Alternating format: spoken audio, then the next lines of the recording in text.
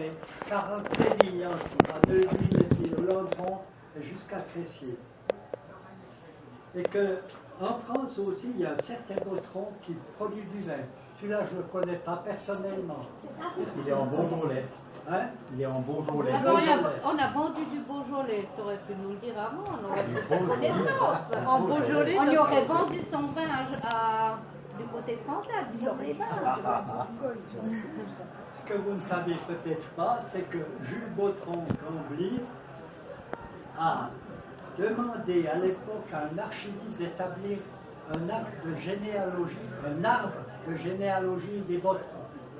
Alors cet archiviste a dû aller pêcher un peu partout des indications sur notre nom.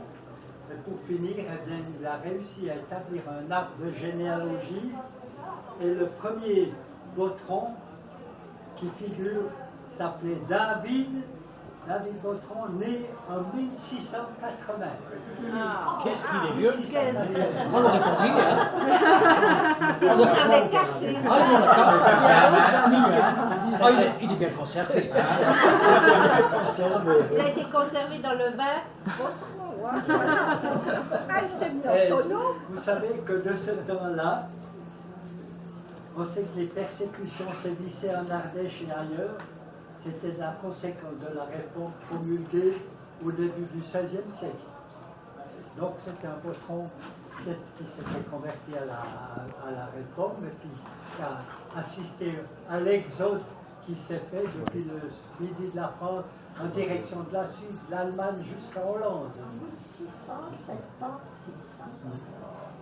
Alors il est fort probable qu'à la suite de ces graves événements, qu'un de nos ancêtres a aussi pensé qu'il était dans l'intérêt de sa famille de venir grossir le flot des émigrés en direction des pays d'accueil.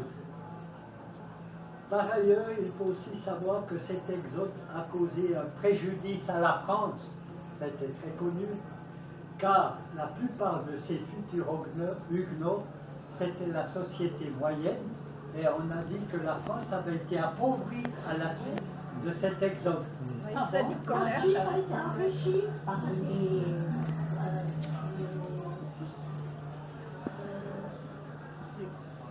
C'était des commerçants. non, Il y avait aussi, beaucoup de commerçants. aussi, par exemple, les montres.